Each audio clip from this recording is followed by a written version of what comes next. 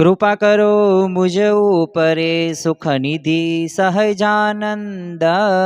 गुण तमारा गाववा बुद्धि आपजो सुख कंद। गुण तमारा गाववा बुद्धि आपजो सुख कंद। श्री स्वामिनारायण भगवाननी जय। सियावर रामचंद्र भगवाननी जय। उमापति महादेवनी जय। दरेक दिव्य मुमुक्षु हरिभक्तों ने जय श्री कृष्ण जय श्री राम। આજના પ્રવચનનો મધ્યવર્તી વિચાર કે જીવનમાં સમજણની શું જરૂર છે અને સમજણ એટલે શું? શું પ્રશ્નો વચ્ચે પણ જો આપણા જીવનની અંદર સમજણ હોય તો એ પ્રશ્નોમાં સ્થિરતા રહી શકે છે?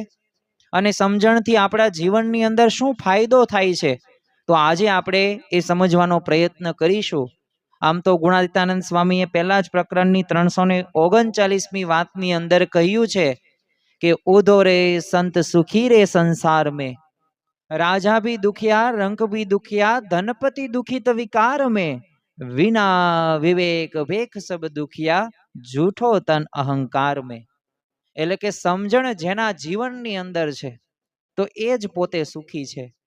એ રાજા હોય કે રંક હોય, એ ધનવાન હોય કે પછી એ નિર્ધન હોય, પણ જેના જીવનની અંદર સમજણ છે ને તો એ ભલે સામાન્ય ઝૂંપડપટ્ટીની અંદર રહેતો હોય પણ છતાં પણ સુખી છે, કારણ કે એના જીવનની અંદર સમજણ છે। જો દરેક માણસ આજે સુખની ઈચ્છા રાખે છે, આજે કોઈ વ્યક્તિને દુખિત થવું નથી, કોઈને એ કોઈ પ્રશ્નની અંદર એ ઘેરાવવું નથી, એ માયા જાળની અંદર ફસાવવું નથી, દરેકને સુખ શાંતિ અને આનંદમાં જીવન પસાર કરવું છે। પરંતુ બધાને સુખ મળતું નથી। કારણ શું છે? કારણ એક જ છે, સમજણનો અભાવ। એટલે જ તે આપણે એક ભજન ઘણી વખત સાંભળેલું હશે, બે ત્રણ શબ્દો આપણે એ સમજીએ અને ખરેખર સમજણ હોય ને તો કેટલા સુખી રહી શકીએ છે ને એની આપણને એક પરાકાષ્ઠા ખ્યાલ આવે। જો આજના પ્રવચનની અંદર મધ્યવર્તી વિચાર સાથે જ આપણે વાત કરવી છે। આજે આપણે એવા કોઈ અન્ય દ્રષ્ટાંતોની વાતો નહીં કરીએ। આજે આપણે એક જ વિષય ઉપર વાત કરવાના છીએ અને એ છે સમજણ। અને એક ભજનના આપણે થોડાક બે ત્રણ વાક્યો આપણે સાંભળીએ અને ખરેખર સમજણ હોય તો એના જીવનની અંદર કેવું સુખ આવે। અને સમજણ કોને કહેવાય? તો જો એક ભજનની અંદર કહ્યું છે, સમજણ જીવનમાંથી જાય, જીવનમાંથી જાય રે પછી જોયા જેવી થાય, સમજણ જીવનમાંથી જાય। શું કહે છે કવિ? કે જેના જીવનની અંદર સમજણ જાય છે ને જોયા જેવી થાય છે। ભાઈ ભાઈના ઝઘડાઓ થાય છે, મૂળની અંદર શું છે? સંપત્તિ છે, ધન છે, હા હશે, પરંતુ એ પ્રશ્ન થયો, એ સંબંધ બગડ્યો ને તો એમાં એક જ તે મોટામાં મોટો પ્રશ્ન છે ને અભાવ છે ને એ છે સમજણનો। પતિ પત્ની લગ્ન પૂર્વે કેટલા બધા અંદરો અંદર પોતે વાતો કરતા હતા, રાત દિવસ પોતે એને સમયનું પણ ભાન નહોતું રહેતું કે રાત્રે 3 વાગ્યા છે ને વહેલા સવારે 8 વાગે ઓફિસે જવાનું છે। તો કેટલો પ્રેમ હતો, પણ લગ્ન પછી કંઈક અણસમજણના લીધે તમે પણ જોતા હશો કે એ જે પ્રશ્ન જે ઘરની અંદર બન્યો છે ને તો એના મૂળની અંદર એ પતિ પત્નીના ઝઘડામાં કંઈક સમજણનો અભાવ છે।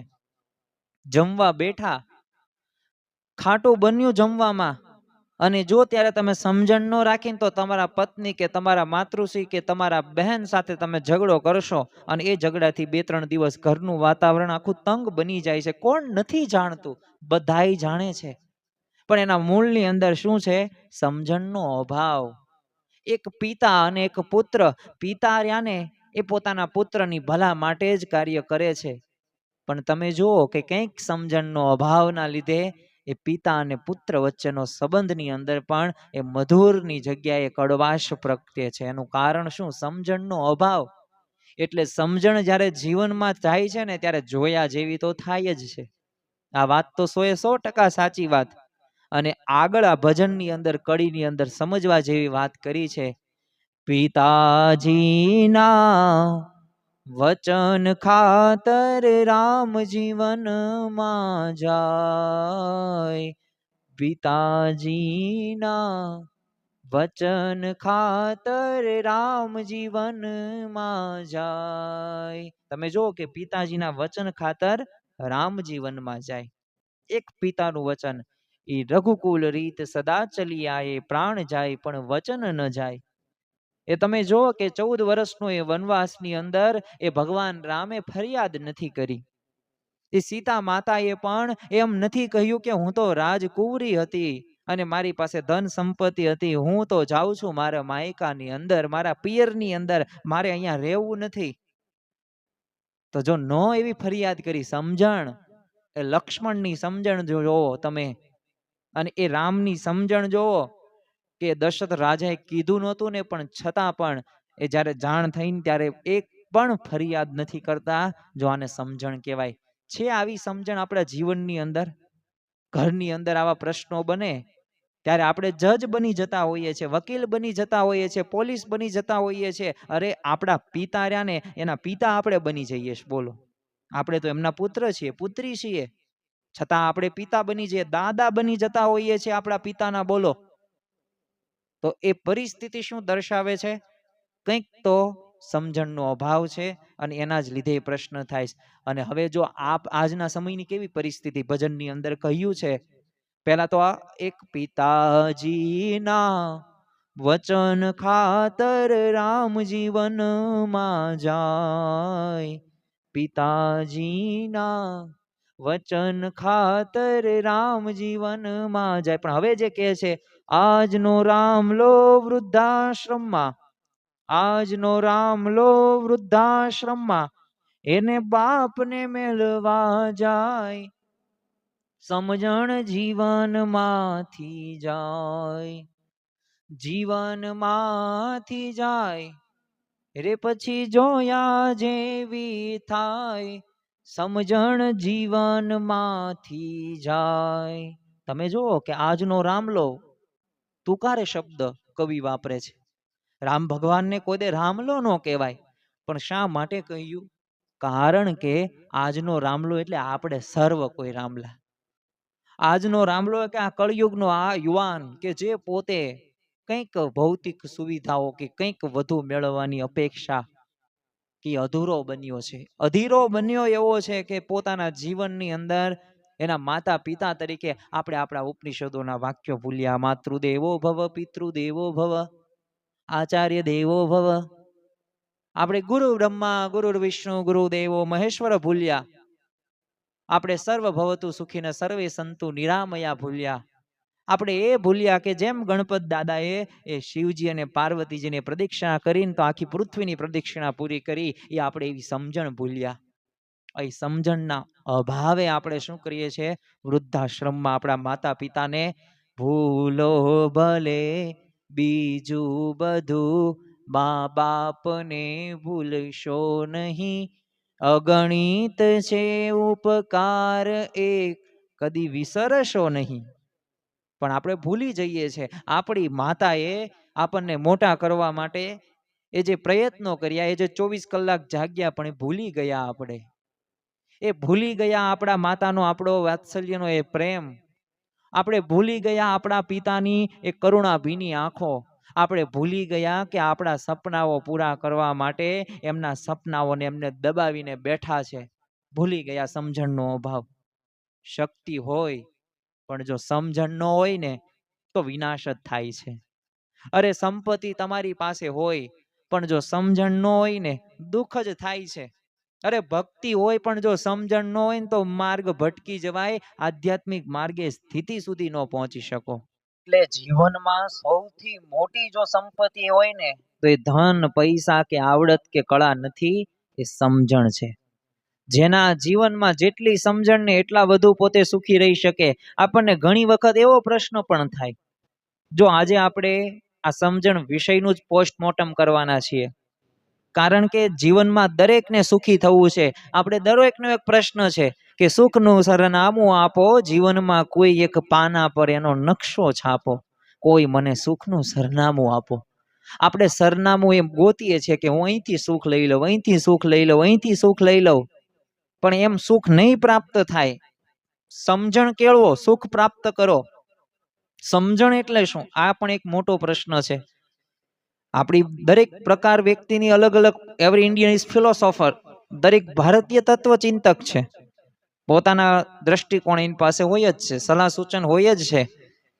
કે ઇંગ્લેન્ડ વાળાએ એટલા બધા રન કર્યા અને ભારત વાળાએ ખાલી આટલા જ રનમાં ઓલ આઉટ થઈ ગયું. કંઈક તો એવી ભૂલ થઈ છે, કંઈક તો ગડબડ થઈ છે, પીચમાં કંઈક પ્રશ્ન છે, કાં પછી ખેલાડીનું સિલેક્શન બરાબર નથી. બધું બરાબર જ છે, આપણે આપણું કામ કરો ને. પણ આપણી સલાહ સૂચન આપવાની ટેવ રહી ને એ જતી નથી. પણ સમજણ એટલે શું? તો શાસ્ત્રો શું કહે છે? તો સાચું ને ખોટું ઓળખવાની શક્તિ જો તમારી પાસે હોય ને તો એને સમજણ કહેવાય. એક પુત્ર તરીકે તમારી જવાબદારી છે માતા પિતાને સાચવવા. એક પતિ તરીકે તમારી જવાબદારી છે તમારી પત્નીની દરેક જરૂરિયાત પૂરી કરવી. એક ભાઈ તરીકે તમારી જવાબદારી છે કે તમારા ભાઈ સાથે ખભો મિલાવીને તમે સાથે ચાલો.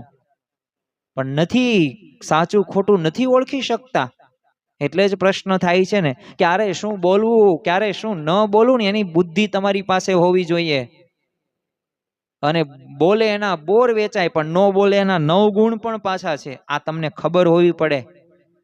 કે મારા દાદા છે, મારા દાદા જ્યારે જમવા બેસે ને ત્યારે એ ઢોળાવાનું જ છે. એ બરાબર રીતે એ જમવાના નથી જ તે જે આપણે અપેક્ષા રાખીને બેઠા છીએ. પણ એ ત્યારે જો આપણે બોલતા આપણને સારું આવડે ને, જો આપણને ત્યારે સારું વર્તન કરતા આવડે ને તો આપણા સમજણ છે. અને જો આપણા માતા પિતા પણ જો કંઈક એવું બોલે અને સહન કરવાની તમારામાં શક્તિ છે ને તો તમારામાં સમજણ છે. અરે ભગવાનની ઈચ્છામાં રાજી રહેવાની કળા રહી ને એ સમજણ છે ખરેખર તો.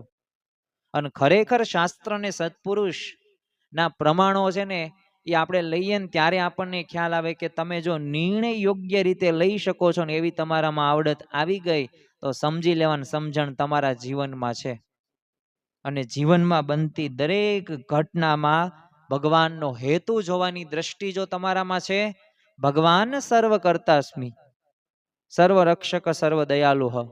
એ ભગવાન સર્વ કરતા છે, દયાળુ છે, સર્વની રક્ષા કરે છે. જો આ તમારા જીવનમાં જોવાની દ્રષ્ટિ છે ને તો તમારા જીવનમાં સમજણ છે. અને જો એક સરળ વ્યાખ્યા જોઈએ ને તો જે બુદ્ધિ આપણને ભગવાનને સત્પુરુષમાં રાજીપાના માર્ગ બતાવે ને એનું જ નામ સમજણ.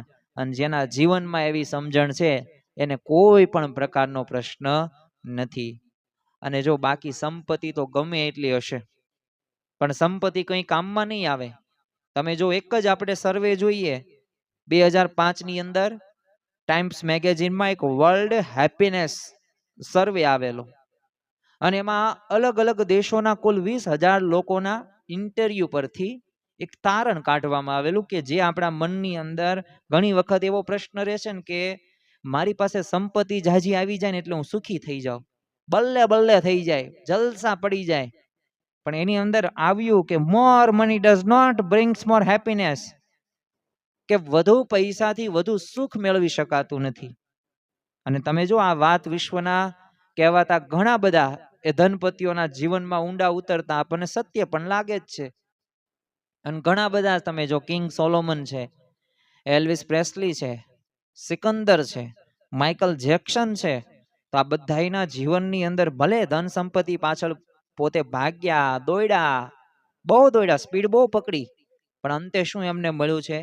નિરાશા જ મળી છે, હતાશા જ મળી છે. એટલે જ કોઈ કવિએ કીધું છે ને, અરે નથી મળવાની ખુશી સંપત્તિમાં, આ મોજાઓ રડી રડીને કહે છે. નથી મળવાની ખુશી સંપત્તિમાં, આ મોજાઓ રડી રડીને કહે છે. ભીતરમાં મોતી ભર્યા છે છતાં સમંદરના ખારા જીવન થઈ ગયા છે. તો ખરેખર શું સંપત્તિનો ત્યાગ કરીને આપણે સંન્યાસી થઈ જઈએ? શું આપણે ગૃહસ્થાશ્રમમાંથી એ ત્યાગાશ્રમમાં પ્રવેશ કરી લઈએ અને ભગવા વસ્ત્રો પહેરી લઈએ સુખી થઈ જઈએ? એમ સુખી ન થઈ જઈએ. વિના વિવેક ભેખ સબ દુખિયા, જૂઠો તન અહંકાર મેં. એ સંપત્તિ ભલે ત્યાગી, પરંતુ જો સત અસતનો વિવેક ન હોય ને બે ભાવની અંદર જ તે આપણે જો જીવન પસાર કરતા હોય તો આપણે દુખી થઈ જઈએ. અને ખરેખર શાસ્ત્રોની અંદર એ સમજણનું અનેરું મહત્વ આપવામાં આવ્યું. શા માટે મહત્વ મહિમા સમજવો જરૂરી છે મારે તમને થોડીક જ વાત કરવી છે. કારણ કે મહિમા વગર રહ્યો ને એ મૂર્ખા સમાન છે.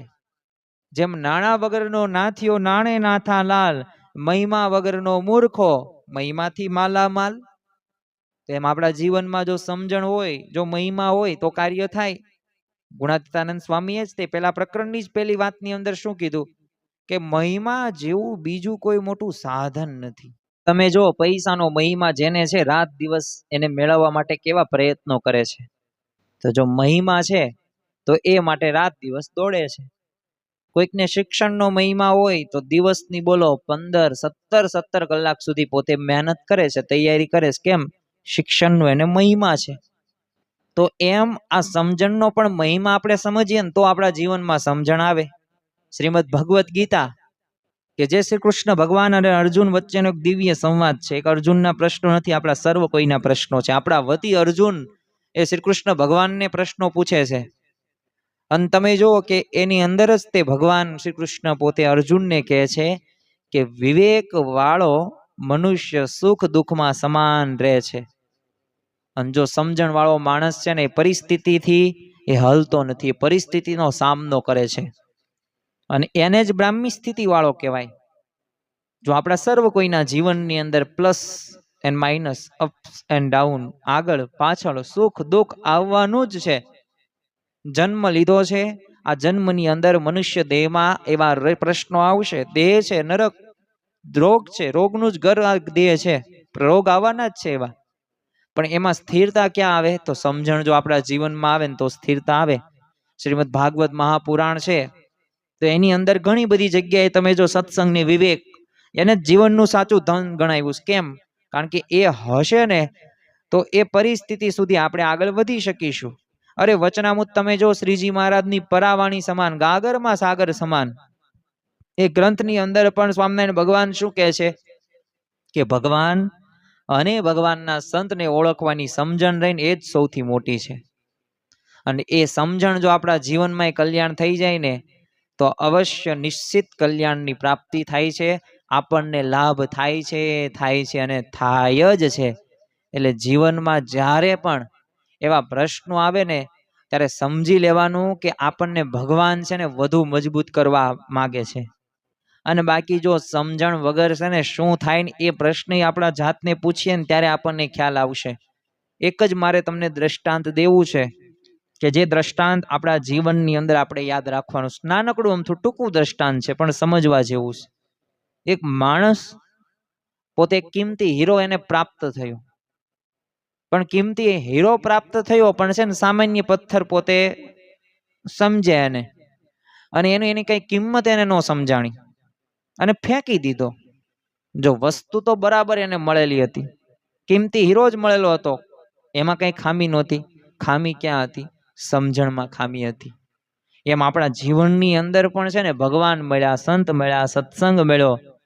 તો તમે જો યાદ રાખવું કે સત્સંગ મળ્યો ને કોઈ સામાન્ય વાત નથી. કે દુર્લભમાં દુર્લભ આ મનુષ્ય દેહ, અને આ મનુષ્ય દેહ પ્રાપ્ત થઈ ગયા બાદ પણ જો આ સત્સંગ આપણને મળ્યો ને તો એ તો દુર્લભમાં દુર્લભ પ્રાપ્તિ થઈ કહેવાય.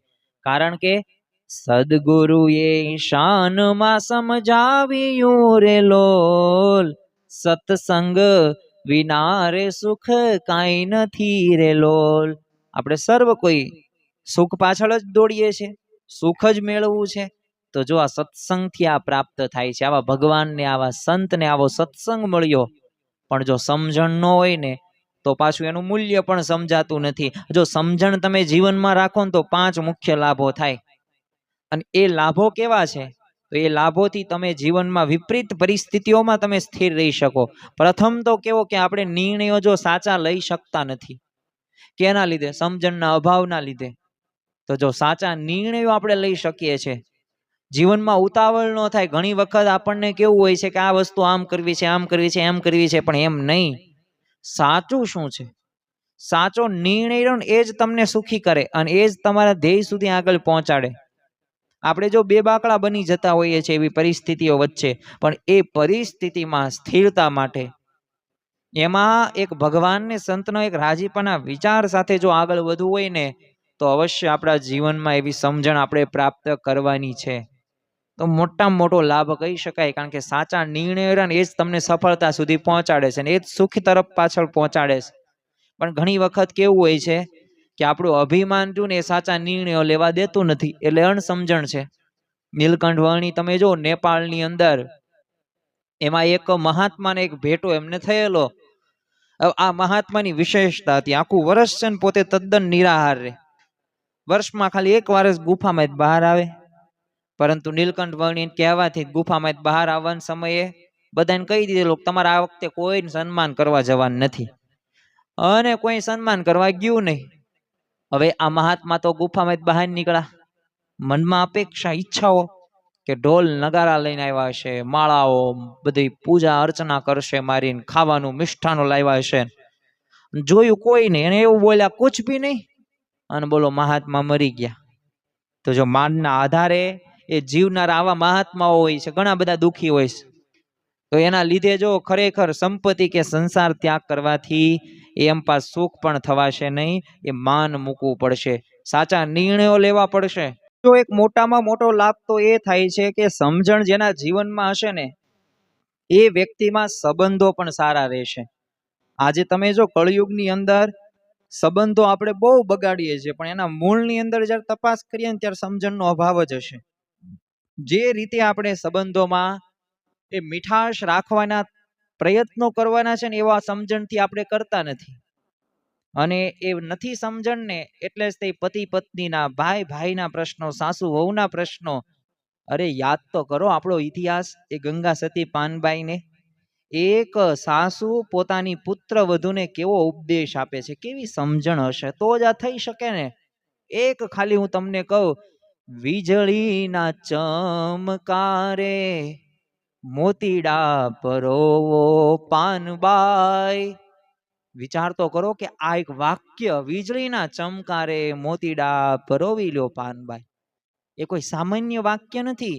એક સાસુ પોતાની પુત્ર વધુને શું કહે છે કે જો અલ્પ એવું તમારું જીવન છે, જેમ વીજળીનો ચમકારો થાય ને, અને એ ચમકારામાં તમારે મોતીડો પરોવવો એટલે કેટલી અઘરી વાત કહેવાય. એવો અલ્પ એવો સમય છે, તો એમાં ભગવાનનું ભજન કરીને ભગવાનની પ્રાપ્તિ કરવાની છે. આ કોઈ સામાન્ય વાત નથી. પણ અહીંયા સમજણ આપણને સ્પષ્ટ દેખાઈ આવે.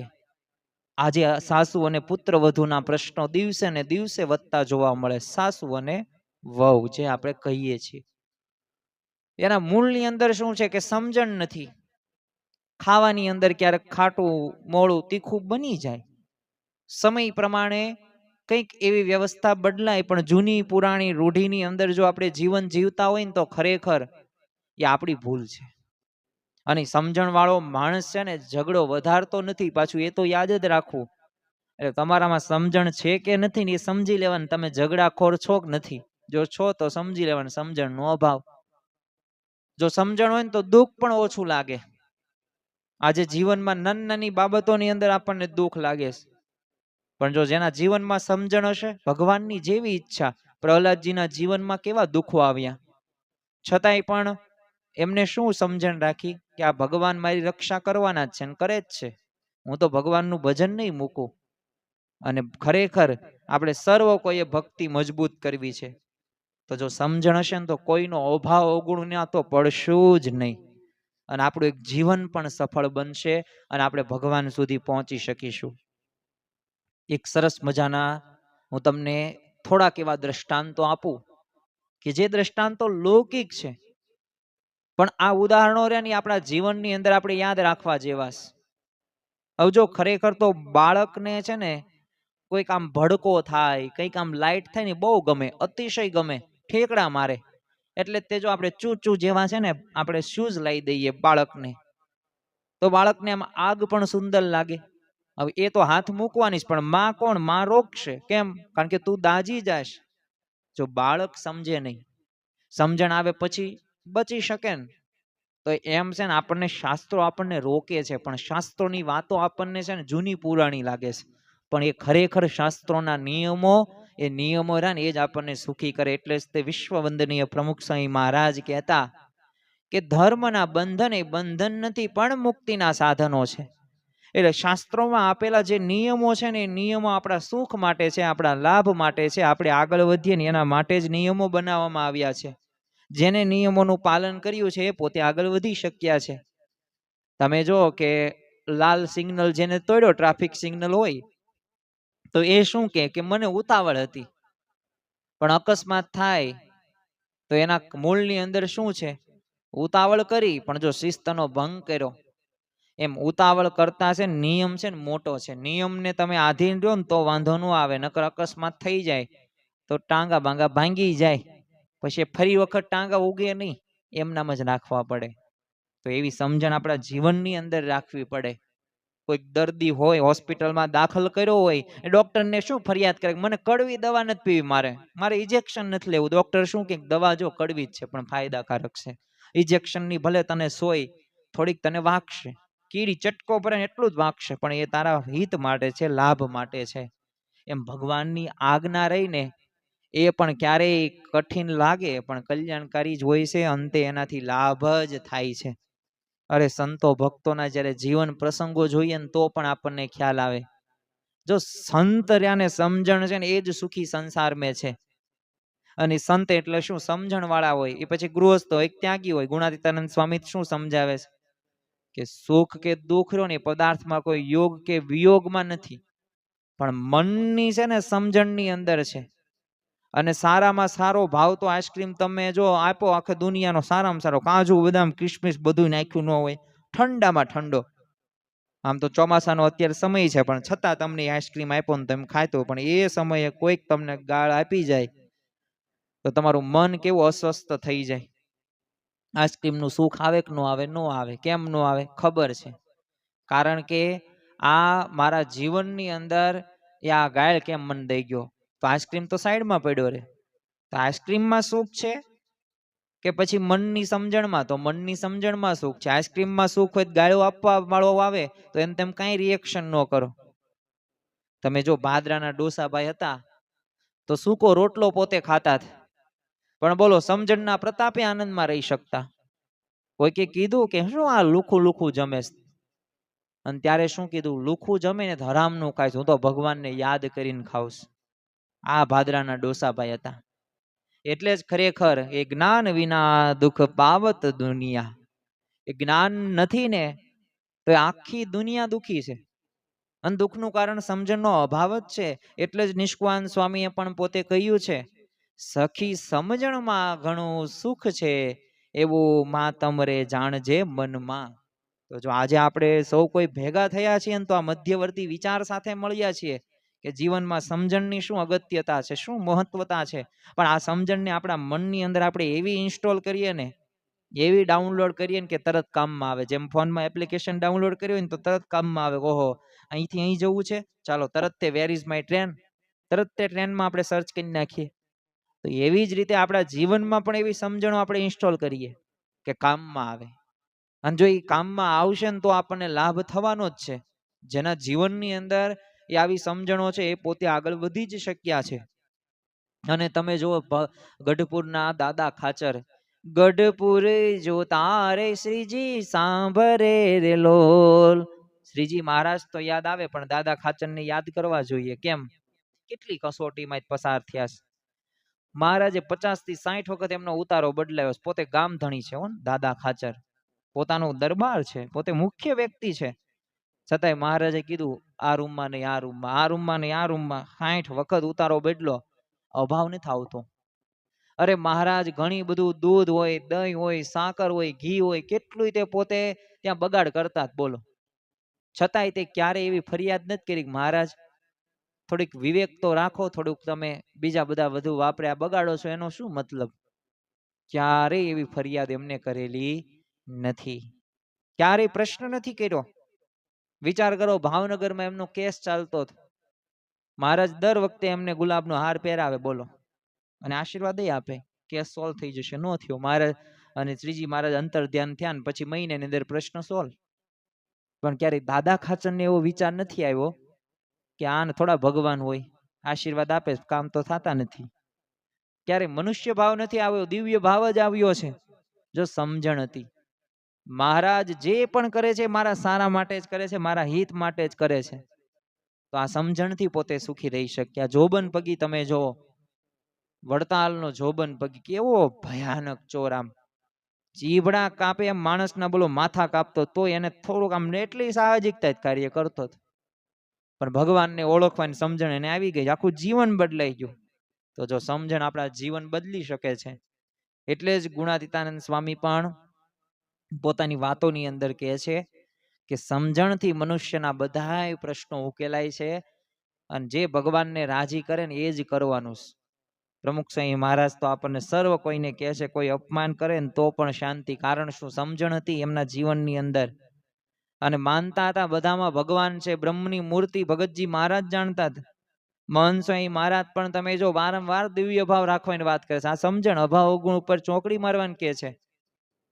એટલે સમજણનું એક સર્વોચ્ચ સ્વરૂપ હોય તો દિવ્ય ભાવ છે. દરેકમાં દિવ્ય ભાવ, બધાયમાં ભગવાન છે. કણે કણની અંદર તમારા ઘરના બધા સભ્યોમાં જ આ સમજણ રાખવી, તો તમે સુખી રહી શકશો. પણ હવે પ્રશ્ન આપણને છેલ્લો એ થાય કે આ સમજણ રહી એ તો અમારા જીવનમાં અમારે રાખવી, કારણ કે વિપરીત પરિસ્થિતિમાં સ્થિર રહી શકાય, દુઃખોમાં પણ સુખી રહી શકાય, જીવનમાં આગળ વધી શકાય.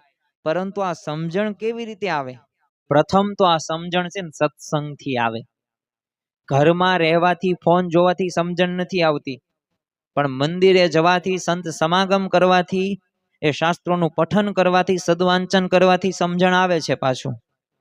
પણ જો સત્સંગ એટલે શું? સારાનો સંગ, મોટા પુરુષનો, સત્પુરુષનો સમાગમ, અને એ સમાગમ કરો તમારા જીવનની અંદર સમજણ આવે. તમે જો મંદિરે જતો કોઈ ભક્ત હોય ને તો એના જીવનની અંદર સમજણ હશે. હું એમ નથી કહેતો 100% હશે, 10-20% નહીં હોય. મંદિર જશે ને તોય નહીં હોય, પણ એ પોતે કંઈ ગ્રહણ નહીં કરતો હોય, એમનામ કોરો રહી ગયો હશે, અને એને એના જીવનમાં નક્કી જ કર્યું હશે ગમે તેમ થઈ જાય, આપણે બધું ખંખેરીને જવાનું. જ્ઞાન બધું અહીંના જ તે, એક કાને સાંભળવાનું, બીજા કાને જવા દેવાનું. તો એના કાંઈ જીવનમાં ફેરફાર નહીં થાય. પણ જેને નક્કી કર્યું હશે ને કે મારે ગમે એમ કરીને મારે ભગવાનને, સંતને રાજી કરવા, તો એ પોતે સુખી રહી શકશે. શાસ્ત્રનું તમે પઠન કરો. તમે ભગવાન સ્વામિનારાયણના ઉપાસક છો તો સ્વામીની વાતો વચનામૃત વાંચો, શ્રીમદ ભગવદ્ ગીતા વાંચો, રામાયણ વાંચો. તમે ભગવાન રામના ઉપાસક છો તો રામાયણ વાંચો. તમે એ ભગવાન વેદ વ્યાસ, તમે એમને જે ભાગવત બનાવ્યું એનું પઠન કરો, એનું શ્રવણ કરો. સમજણ આવશે જ તે. શ્રી કૃષ્ણ ભગવાનના ઉપાસક હોય તો એ કરો. તમે એમની લીલાઓ તમે સાંભળો, એમની વાંચો.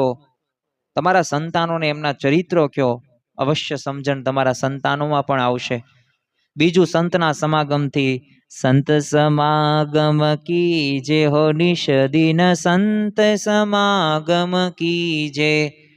તો એ સંતના સમાગમથી પણ સમજણ આવશે. બીજું, અનુભવથી આવશે. કારણ કે ભૂલમાંથી જે માણસ શીખે ને એવું બીજા બધાયમાંથી શીખતો નથી. અને પછી જો સમજણ લાવવી હોય તો પ્રાર્થના તો દરરોજ કરવી. કારણ કે પ્રાર્થના રહીને અમોઘ શસ્ત્ર છે. પ્રાર્થના ભગવાન સાંભળે જ છે, અને એ ભગવાન મને સાચી સમજણ આપજો, મારામાં વિવેક બુદ્ધિ એવી આપજો જેથી હું તમારું ભજન કરી શકું.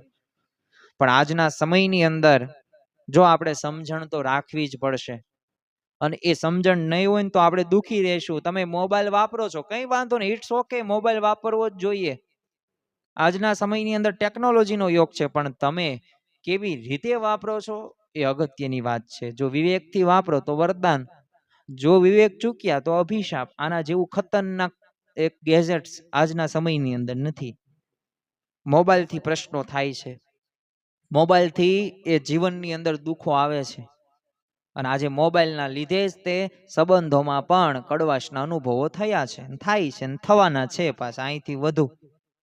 એટલે આપણે સમજણ રાખીએ, મોબાઈલ ક્યારે વાપરવો, કેવી રીતે વાપરવો, શું જોવું, શું સાંભળવું, શું વાંચવું, એમાંથી શીખવાનું. પૈસા પણ ખર્ચ કરવામાં વિવેક રાખવો. તમે મિત્રની પસંદગી કરો છો તો સમજણ રાખવી, એવો મિત્ર રાખવો કે જે તમારા દુઃખના સમયની અંદર સાથ આપે. બાકી દુઃખના સમયમાં ભાગી જાય ને સુખમાં સાથ આપતો હોય ને તો મિત્ર ન રાખવો. સોશિયલ મીડિયાનો પણ તમે ઉપયોગ કરો છો, પણ સમજણથી કરવો. અરે તમે લગ્ન જીવનની અંદર, તમે ગૃહસ્થ જીવનની અંદર છો, તો જો સમજણ નહીં હોય ને તો તમે દુઃખિત થશો. થોડાક દિવસ પૂર્વે તે મહંત સ્વામી મહારાજે જ તે તમે જો એવી સમજણ આપીને કે જે સમજણથી એ ધન્યોસ્મી, એ ગૃહસ્થાશ્રમ થઈ શકે. અને આપણે સર્વ કોઈએ ગૃહસ્થાશ્રમને સારો બનાવો. પણ જો મહંત સ્વામીમાં જે કહ્યું કે પતિ પત્ની એકબીજાને પ્રેમ અને આદર આપવાનો છે. બીજું જોવાનું જ નહીં, સામેવાળો પ્રેમ આપે કે ન આપે, પણ આપણે પ્રેમ આપવાનો, કારણ કે આપણે ભગવાનના ભક્ત છીએ, એ સ્વાભાવિક છે. અને પ્રેમ આપો તો દોષ તો ક્યારેય જોવાનું નહીં, અને અભાવ તો લેવો જ નહીં, કચકચ તો કરવી જ નહીં. એમાં જ જીવન પૂરું થઈ જાય. પછી કુટુંબ જીવનમાં સત્સંગની સમજણથી એ પછી બનાવો તો સત્સંગ શોભશે. બંને બાજુથી સત્સંગનો મજબૂત બનાવવાનો છે. મારે શું કરવું છે? જો રસ્તો કાઢો તો તમારી પત્ની તે સારી થાય એ કરતા તમે સારા થાવ ને તો સત્સંગ જીવનો કરવો, એમાં બધું સ્વામી બાપાની મરજીનું તાન રાખવું, તો ગૃહસ્થ જીવનની સાધના બનાવવાની છે. એ બ્રહ્મરૂપ થવા માટે, એકાંતિક થવા માટે તો ધન્ય ગૃહસ્થાશ્રમ થશે. તો જો આ મહંત સ્વામી મહારાજના આશીર્વચનો મેં વાંચ્યા, પણ એ કોઈ સામાન્ય વચનો નથી, એ ખરેખર અસામાન્ય વચનો છે, આશીર્વચન છે, જે સવારે પૂજાની અંદર મહંત સ્વામી મહારાજે સારંગપુરની અંદર આપેલા. તો આપણા સર્વ કોઈના જીવનની અંદર એ સમજણ આપણે ઉમેરીએ. સામે વાળો સુધરે કે ન સુધરે, આપણે સુધરવાનું છે. સામે વાળો સહન કરે કે ન કરે, મારે જ સહન કરવાનું છે. એ ગમે તેવું વર્તન કરે, આપણે સુધરી જઈએ, બસ એ વિચાર હશે ને તો અવશ્ય આપણે આગળ વધશું જ તે. અને એક છેલ્લે યાદ રાખવા જેવી અમુક વાતો છે, કે જે વાતો આપણા જીવનની અંદર જો આપણે દ્રઢ હશે તો આપણે આગળ વધી જ શકીશું. પ્રથમ તો લોયાના 10મા વચનામૃતની અંદર શ્રીજી મહારાજે જે વાત કરી છે ને, જનક રાજાની આત્મનિષ્ઠાની સમજણ વખાણી છે, કે આપણે આત્મા છીએ, દેહ નથી. દેહ તો કેવો દુઃખરૂપ છે, આત્મા સુખરૂપ છે. અને આત્માને સુખી થવા માટે કોઈ પદાર્થ, વસ્તુ, માન કે અપમાનની અપેક્ષા જ નથી. એ તો ભગવાનના સુખે સુખ્યો છે. તો જો આ વિચારથી આપણે જીવનમાં એ તમામ દ્વંદ્વોમાં સુખિયા રહી શકીએ છીએ, આગળ વધી શકીએ છીએ. અને આ સમજણ જેના જીવનની અંદર સ્થિર હશે ને આગળ વધી શકશે. નિજાત્માનમ બ્રહ્મ રૂપમ દેહ ત્રિવિલક્ષણમ, કે હું આત્મા છું, આત્મા અજર છે, અવિનાશી છે, સુખરૂપ છે. દરેક શાસ્ત્રોમાં વાત આપવામાં આવી છે. હું સ્વામિનારાયણના સત્સંગી તરીકે વાત તમને કરું છું, વાત સાચી, પણ દરેક શાસ્ત્રની આ જ વાત છે ને આ જ સમજણ આજે નહીં તો આવતીકાલે એ આપણે સર્વ કોઈએ દ્રઢ કર્યું હશે. તમે ભલે ભગવાન શ્રી રામને માનતા હોય, અભિનંદન, તમે ભગવાન રામને તો માનો છો, તમે ભગવાન શ્રી કૃષ્ણને માનો છો, વાહ, ખૂબ સરસ, અભિનંદન. અને એ માનવા એ જ મોટામાં મોટી વાત છે. પણ આપણા જીવનમાં પાછી એવી સમજણ રાખવી. ભગવાન રામના ચરિત્રો આપણે સાંભળીએ છીએ ત્યારે જો તમે કેવી સમજણ, આપણે રામની વાત કરી જ છે, ભગવાન રામની, ભગવાન શ્રી કૃષ્ણની વાત આપણે કરી જ છે. તો એવી સમજણો આપણા જીવનમાં રાખીએ તો એ ભગવાન એ રાજી થાય આપણા ઉપર. બાકી સમજણ વગર જ્ઞાન અધૂરું છે, સમજણ વગર ભક્તિ અધૂરી છે, સમજણ વગર સંપત્તિ જોખમી છે, સમજણ વગર સફળતા ટકતી નથી. અને સમજણ માણસને છે ને ભગવાન સુધી લઈ જાય છે. અને આપણે ભગવાન સુધી આપણે સર્વ કોઈએ પહોંચવાનું છે. તો ભગવાન પાસે પૈસા ન માગીએ, પદ ન માગીએ, પ્રતિષ્ઠા ન માગીએ, એ તો આપણી મહેનત ને પુરુષાર્થ હશે ને ભગવાન આપશે. કારણ કે દાસના દુશ્મન હરિ કેદી હોય નહીં, જેમ કરશે એમ સારું કરશે. પણ આપણે ભગવાન પાસે પ્રાર્થના એવી માગવાની છે કે હે ભગવાન, દરેક પરિસ્થિતિમાં આપની ઈચ્છા સમજવાની, એ સંતના વચનમાં ચાલવાની અને સાચો નિર્ણય લેવાની સમજણ આપજો. અને ખરેખર સમજણ છે ને એક જીવનનું આમ સ્ટીરિંગ છે. સ્ટીરિંગ એટલે શું? કે જે આપણે ગાડી ચલાવતા હોઈએ છીએ તો ક્યાં વળાંક વાળવો, તો સ્ટીરિંગ વગર ગાડી ચાલે નહીં. એવી જ રીતે સમજણ વગર છે ને જીવન પણ સાચી દિશામાં આગળ વધી શકતું નથી અને નથી. તો ખરેખર આપણા જીવનની અંદર આવી સમજણ આપણે દ્રઢ કરીને રાખવાની. આજે આપણે સર્વ કોઈ આ મધ્યવર્તી વિચાર સાથે મળ્યા છીએ કે જીવનમાં સમજણની શું અગત્યતા છે, શું મહત્વ છે. સમજણ એટલે શું? આ વિષયોને આપણે એ મારી જે રીતના થોડીક રીતના સમજાવવાનો પ્રયત્ન કર્યો છે. મને કાંઈ એટલું બધું આવડતું નથી, પરંતુ ભગવાન અને સંતની કૃપાથી આપણે સર્વ કોઈ સાથે મળીને બધાય સુખી થઈએ, બધાયના જીવનની અંદર પ્રશ્નોનું સમાધાન થાય. ઘરની અંદર અમુક નાના મોટા પ્રશ્નો હોય ને કચકચ ન કરીએ. મહંત સ્વામીમાં જે કીધું એમ કે એ ભગવાન આમાં છે એમાં, અને એ વિચાર રાખવાનો. તમે શ્રી કૃષ્ણ ભગવાનને માનો છો, ભાગવત કે જ છે કણે કણની અંદર ભગવાન છે, તો શું તમારા માતા પિતા કે પુત્ર વધુ કે સાસુમાં નહીં ભગવાન હોય? આજે સર્વ કોઈ એક સંકલ્પ સાથે આગળ વધીએ કે અમારા જીવનની અંદર એવી સમજણો અમે દ્રઢ કરીએ કે જેથી ભગવાનને સંતનો અમારા ઉપર અતિશય રાજીપો થાય. છેલ્લે કરવાનું તો આ જ છે. બાકી આ લોક છે, આ લોકમાં પ્રશ્નો આવવાના છે, પણ પ્રશ્નો વચ્ચે પણ સ્થિરતા માટે આ સમજણો જરૂરી છે. તો આજના દિવસે મહારાજ સ્વામીના ચરણોમાં પ્રાર્થના કરીએ કે આવી જ ઉચ્ચ એવી સર્વ પરાકાષ્ઠા સમાન જે ભક્તોના જીવનની અંદર, સંતોના જીવનની અંદર સમજણો હતી, એ સમજણો અમે આત્મસાત કરીને આજ જન્મે અમે એવા એકાંતિક ધર્મ સિદ્ધ કરીને બ્રહ્મરૂપ થઈને પરબ્રહ્મની ભક્તિ કરવાના અધિકારી બની શકીએ એવી બળ, બુદ્ધિ અને શક્તિ આપો. શ્રી સ્વામિનારાયણ ભગવાનની જય.